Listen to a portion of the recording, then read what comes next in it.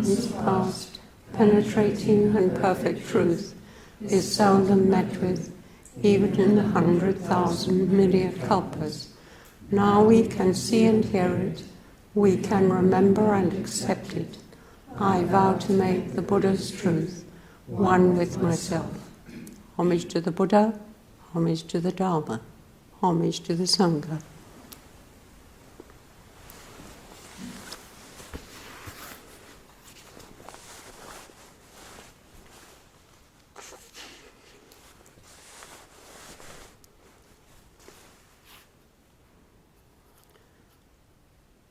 An interesting start to this morning was rereading the talk I had prepared and finding I needed to make changes. I have you all to thank for this, as we have together been experiencing as deeply as we can what Segaki means for us. So, have your attitudes to life and death changed this year of the corona pandemic? Has your commitment to practice deepened, or has an anxiety-laden fear sucked you away from regular formal sitting?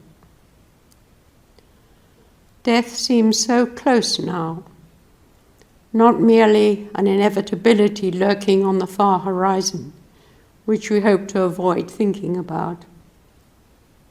Truly be with the inescapable fact of your own death. Then ask, what am I called to do in this precious life I have been given? Uchiyama wrote, at the end of aging, we can see that life-death is one life. Not life and death, but life-death is undivided. This life-death, which Uchiyama uses as one word, reminded me of the poem by Seamus Heaney, Elegy for a Stillborn Child. On lonely journeys I think of it all, birth of death, exhumation for burial. On lonely journeys I think of it all, birth of death, exhumation for burial. It struck me that parents of a stillborn child are confronted by the undividedness of life-death. Even within the agony, inconsolable grief, raged the unfairness of what occurred.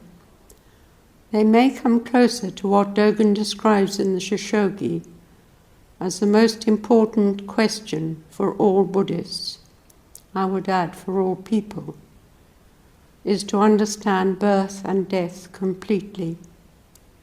For then, should you be able to find the Buddha within birth and death, they both vanish.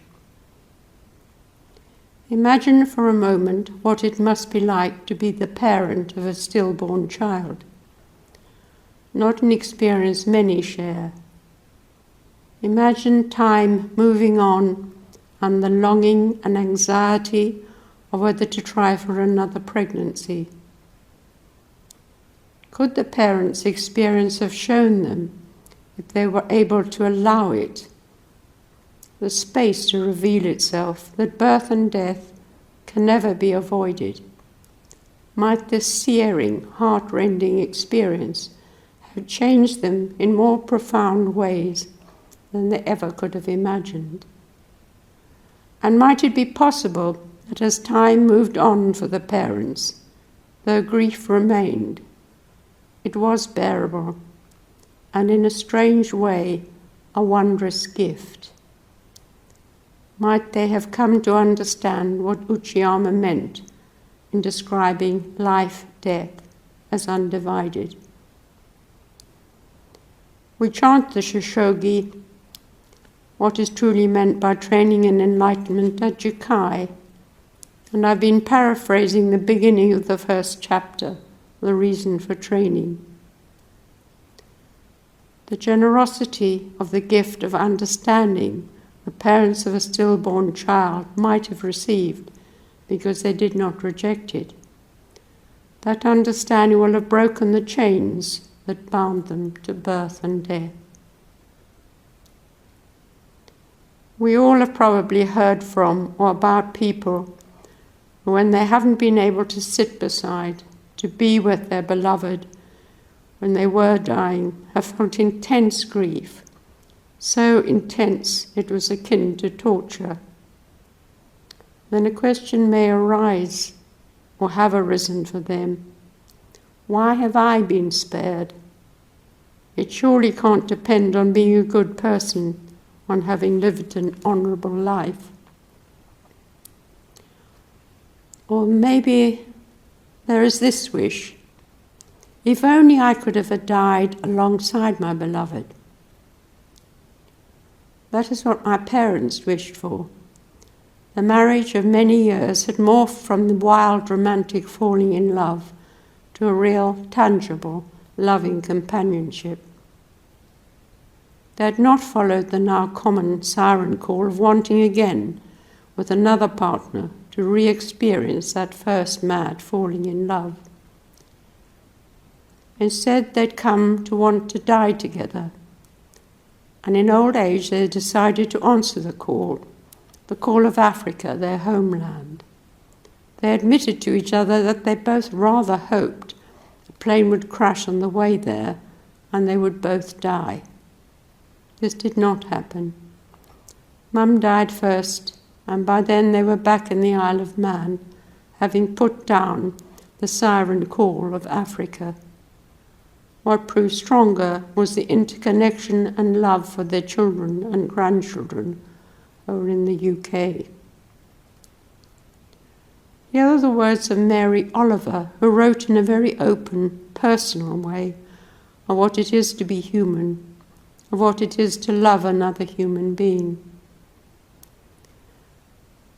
To live in this world, you must be able to do three things: to love what is mortal, to hold it against your bones, knowing your own life depends on it, and, when the time comes, to let it go. Death is a natural part of life, and that doesn't mean that Buddhists minimize grief. Grief is a universal emotion, and those left behind must learn to adjust to a new life without their loved ones. Here is a pertinent quote from Shakespeare's Hamlet. "I am dead, thou livest. Draw thy breath in pain to tell my story." Here are what for me seem pertinent questions. What is the ultimate relationship we can have with someone who is dying? Does death end a relationship? Is there room in our hearts to bear the grief that comes with the death, both of those well known to us personally, and those only known through what we have heard of how they lived their lives?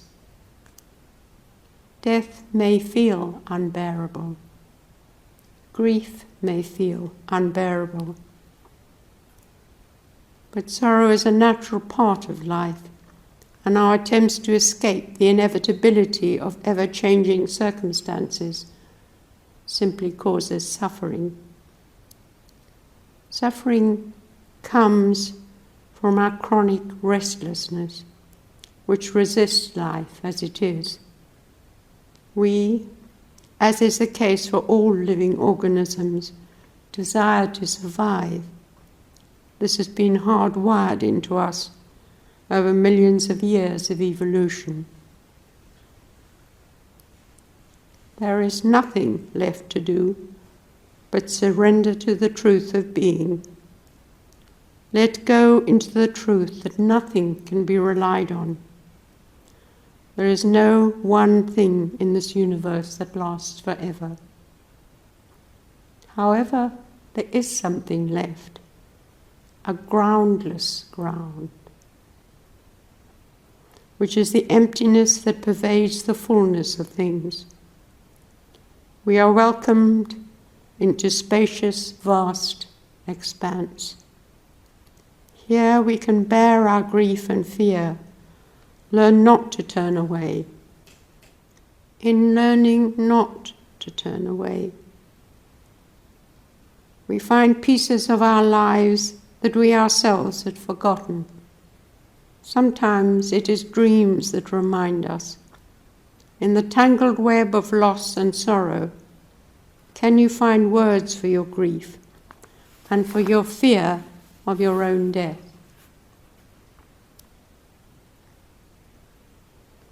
What we cannot avoid is the bones of loss showing through. Dying people may well be grieving for all they have lost or will lose. Caregivers of the dying may also feel the same, even while the person is still alive. Caregivers are often forced to watch the loss of choice for the dying person and may wonder how they themselves will be in similar situations.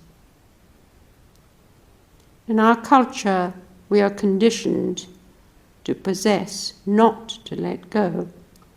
This applies to relationships as well as to material possessions. And let's not forget our clinging to our opinions and beliefs. Fear of loss, perhaps particularly loss of control, may be what brought you to meditation in the first place. It is not uncommon for there to be both fear in life and fear of death.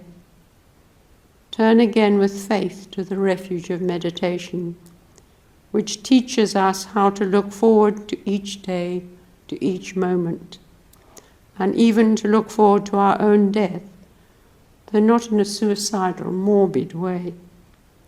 Rather, to look forward with interest and without expectation, without there needing to be something that has to happen to make life and the inevitable prospect of death bearable. No matter what may happen to you, you can be at ease within the unborn, the undying, the uncreated.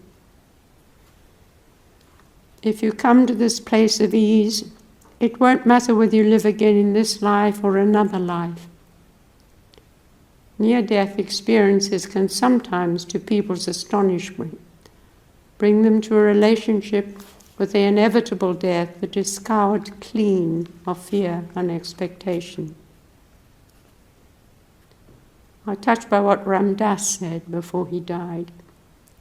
How you relate to death is key spiritual work, and how you see death is a function of how much you identify with that which dies. Egos die, souls don't die. I encourage you to make peace with death, to see it as the culminating event of this adventure called life. Death is not an error, it is not a failure. If you live fully in the present, death is just another moment. It is likely that those who die in peace also lived in peace. They had found how to live in the present moment, realizing the past had already gone and the future was not yet here. Giving up hope of having things your way is an encouragement to stick with yourself, to make friends with yourself, to not run away from yourself, to return to the bare bones, no matter what is going on. Fear of death is the background of the whole thing. It's why we feel restless, why we panic, why there's anxiety. But if we totally experience hopelessness, that is to say, giving up all hope of alternatives to the present moment, we can have a joyful relationship with our lives, an honest, direct relationship, one that no longer ignores the reality of impermanence and death. As life unfolds, we are offered opportunity after opportunity to get used to losing things. This opens us up to the realization that nothing needs to be replaced. There was really no thing, no Dharma from the first, and thus no thing we ever owned and must retain possession of, whatever the cost. We become able to loosen our fierce grip on grasping onto anything, for there is nothing from the first. We can open our hands and let everything fall away. We can find ourselves more able to rest at peace, and there is still sorrow at the loss of the small self's desires. The small self is tempted to invent barriers and bulwarks against unwelcome change. This is a hiding to nothing, for change, impermanence, is reality itself. It is the truth of being.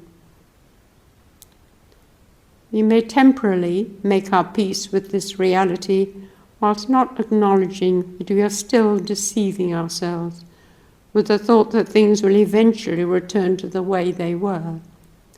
But impermanence is not negotiable.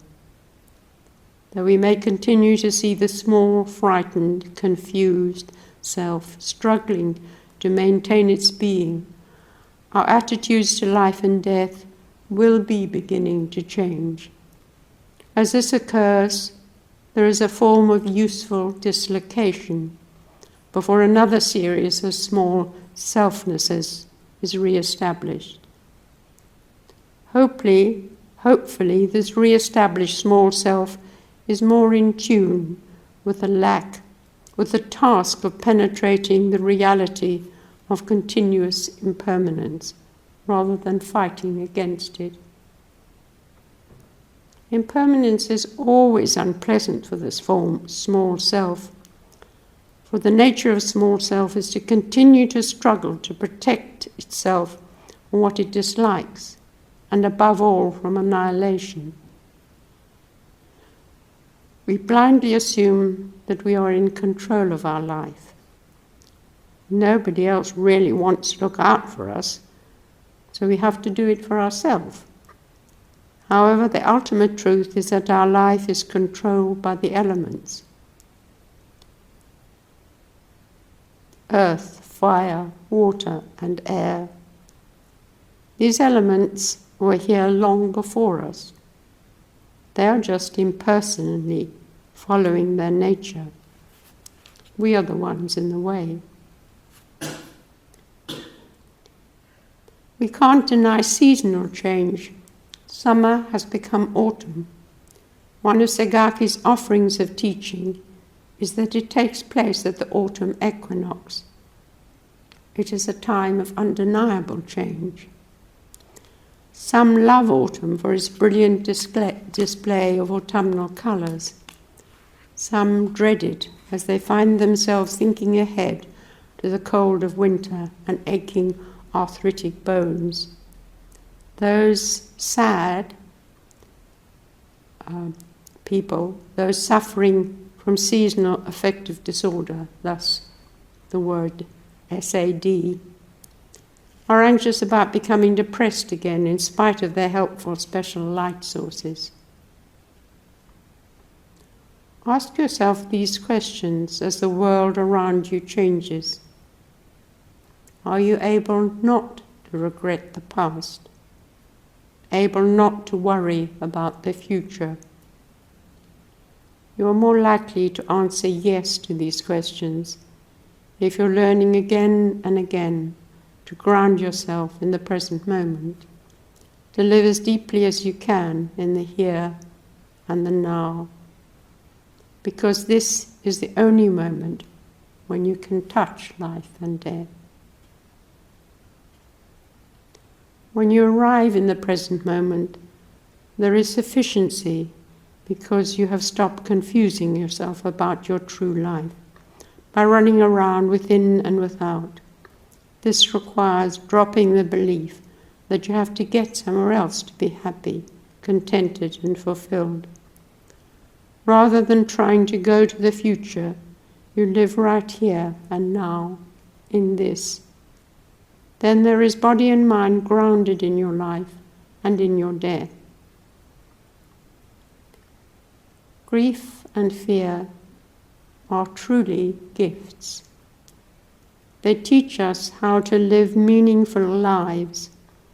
They teach us gratitude for all we have been given and help us untangle the fear of losing everything as we acknowledge that death, everything at death, is taken away.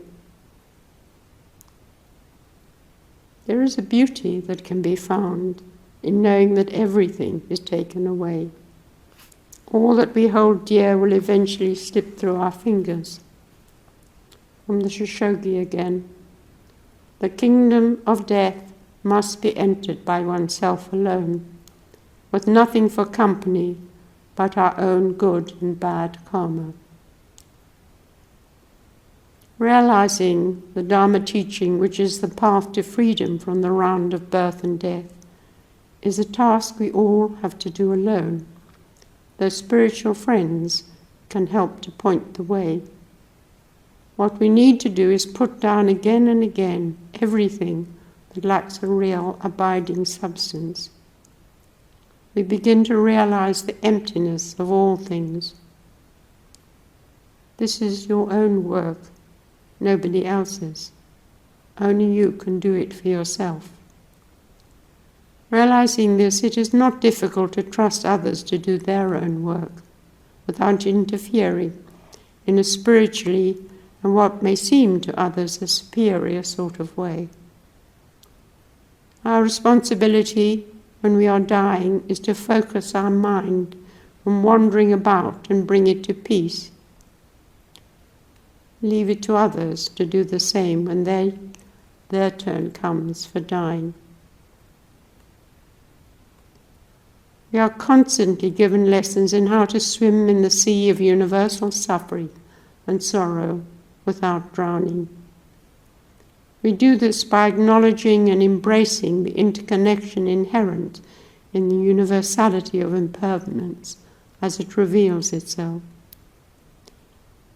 We find we can allow ourselves to become grounded in cherishing what is here and now and appreciating what rises to take its place. Though change constantly unravels what we know, it also ties us together. Living in spiritual community or visiting a spiritual community, we share one life together, one life, not many disparate lives. Thus we make the effort to nourish the whole community, not merely ourselves. I used to be grateful as I delighted in the appearance of joy.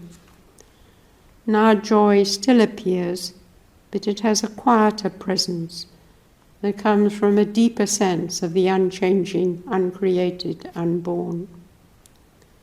Such joy, or the term sufficiency, which Reverend Master Daishin uses, is able to naturally sit side by side with grief, loneliness, fear.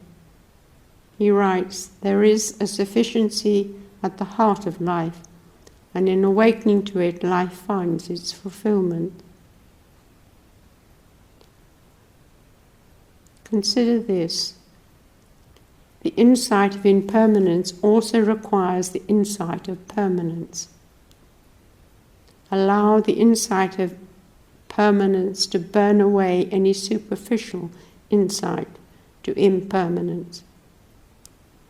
I can almost hear you saying, oh yeah, I understand change, so don't hark on about it quite so much.